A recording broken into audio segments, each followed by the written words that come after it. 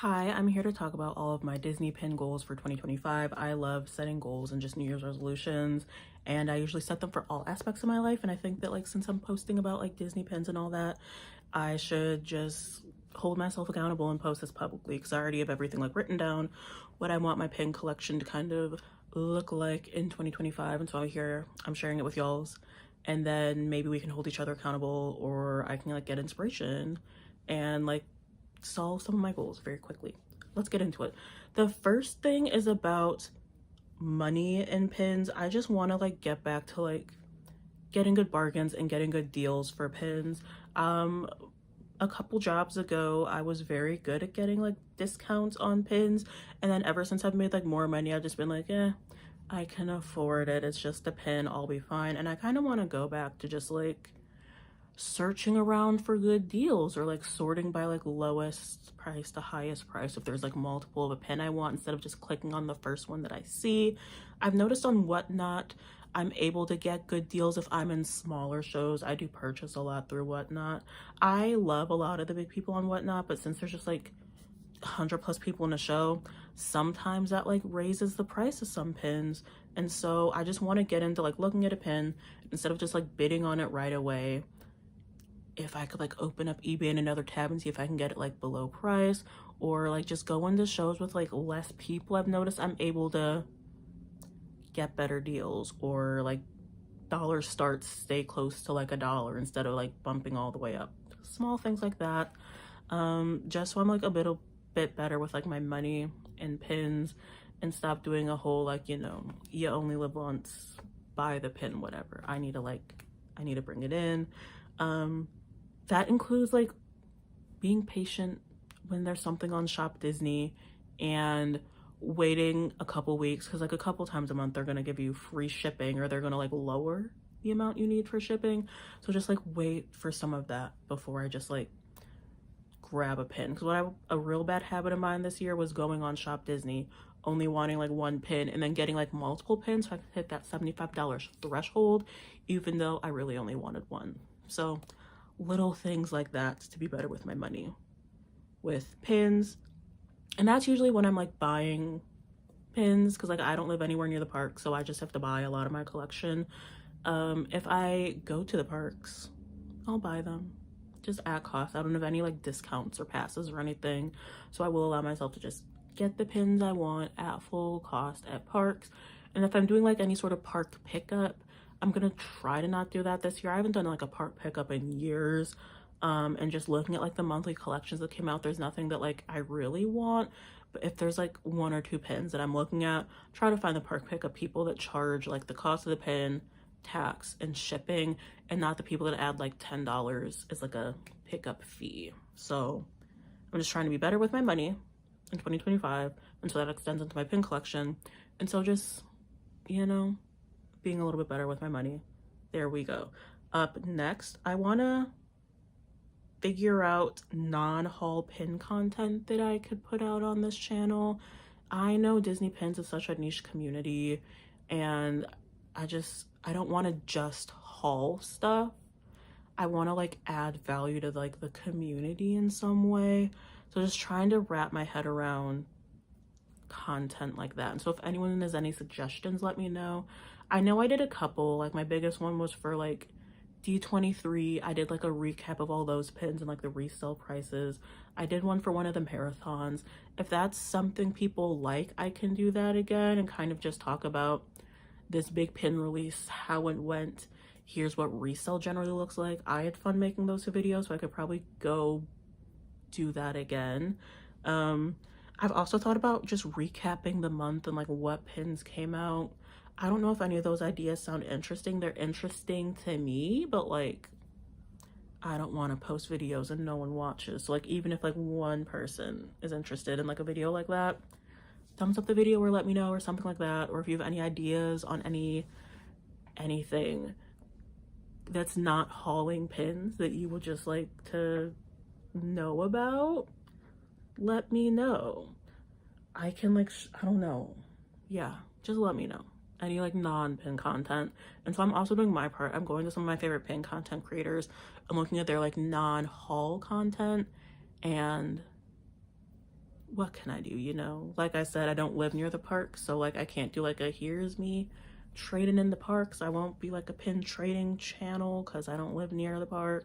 But like just trying to figure out anything that's not hauling pins, just so I can like stay active and like come on here a couple times a month. Right, my next goal is to try pin trading. I'm not a pin trader, I'm a pin collector. We don't have pin trading out where I'm at. I live near a major city, so you think there would be one, and I almost went to a pin trading thing that's like in my community, and I reached out to one of the organizers and they're like, oh yeah, we don't do these anymore. So it's like, I feel like all I have is online trading.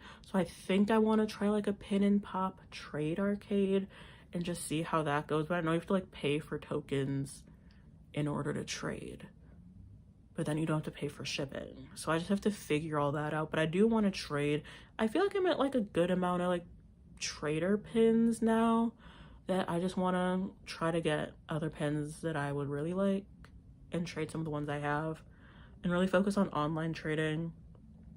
I'm very hesitant to go to any like big pin trading events just because I feel like I don't have the strongest trader pins, and that I just feel like people wouldn't want to trade with me because I have a lot of like munchlings, because I unboxed a lot of munchlings. I have a lot of like mystery like box and bag sets, and then I maybe have like 5 nice like DSSH pins that I would be willing to trade. And so yeah, just any like intro trading anything I would love to test out, even though I'm scared to go to the pin trading events and I don't think I can make them work this year with my schedule. Maybe next year I'll be able to go to one.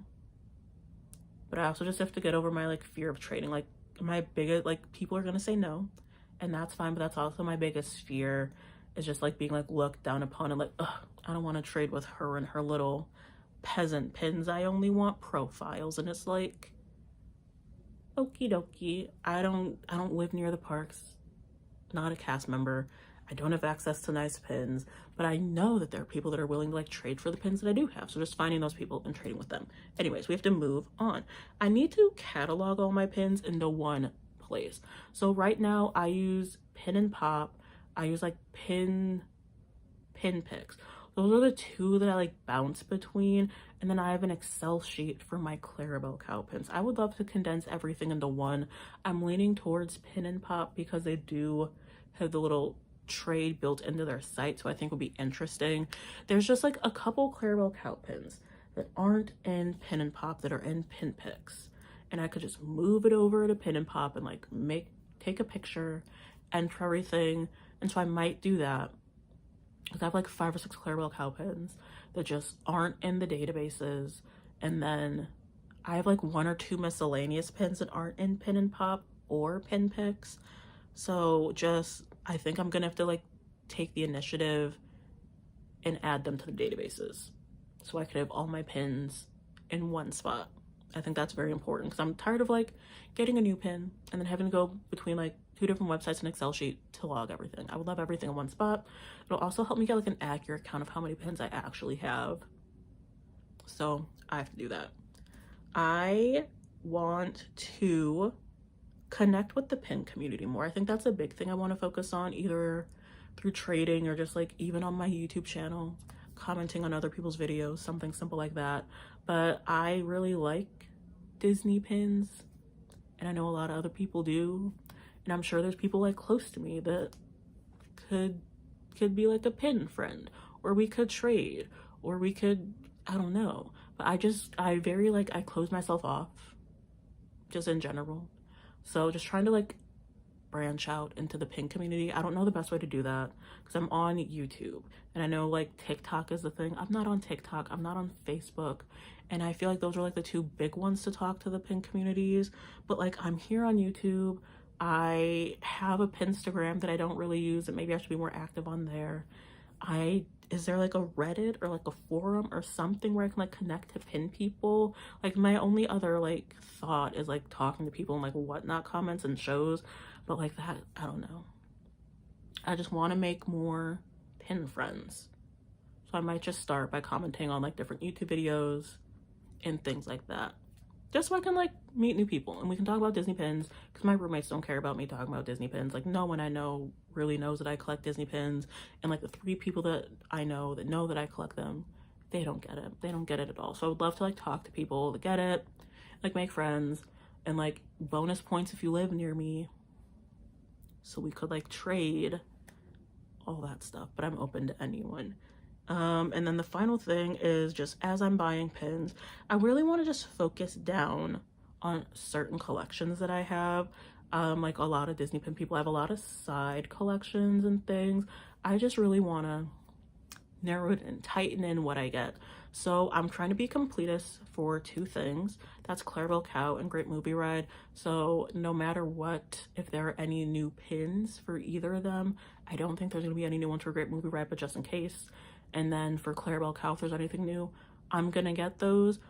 Everything else, all my other collections, I want to like wait a little bit before I just like go and get the pin.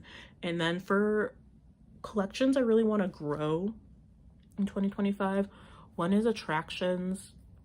I love attractions. That's what I love about Disney parks the most. And I feel like I don't have a lot of attraction pins. I feel like the bulk of my attraction pins are my Great Movie Ride collection, because I'm a completist in that. So that's like 10, 11 pins right there. But like, I really love retired or discontinued, defunct, I don't know what the correct term is, but like rides that are no longer there.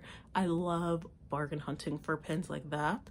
And I know there's a lot of ride closures upcoming, so probably not the best time to get a discontinued ride pin when they announce the closure, but like just go and get things. And like in my head, one of my like long-term goals is to have a Disney pin for every Disney attraction for every Disney park, which is like a very lofty thing to say, but I kind of want to do it because I just love attractions that much.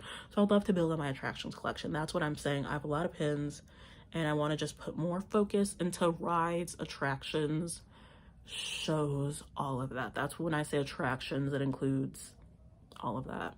And then the second collection I really want to focus on are unique Princess and the Frog pins. Love Princess and the Frog.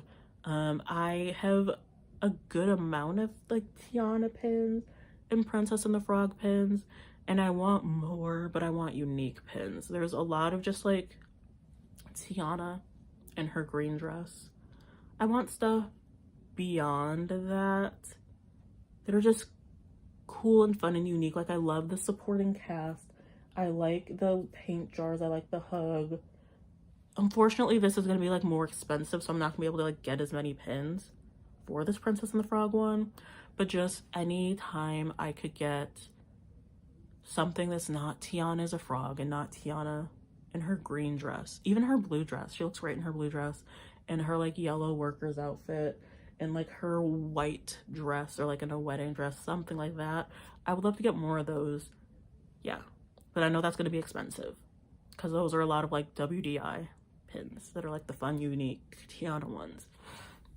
And I don't have WDI money or WDI connections, so maybe like trade for them or something, or maybe Disney will like, I don't know. I just want more unique Princess and the Frog pins. But that's kind of it. This was like a very long video for me to talk about like 5 or 6 goals that I have within pin collecting, but that's what I want to do. I don't expect anyone to watch to the end of this because it's like very much like not like a, I don't know what I'm trying to say there. I'm trying to say that if you made it to the end, thank you. Let me know what some of your pin goals are, and if you have any advice for me and my goals, that would be great. And thank you so much for watching. For like the 2 people that make it all the way to the end of the video, I appreciate it. And I talk about Disney pin stuff. I'm trying to like not just do haul stuff, so if you have any suggestions, let me know, and I'll see you all later. Bye.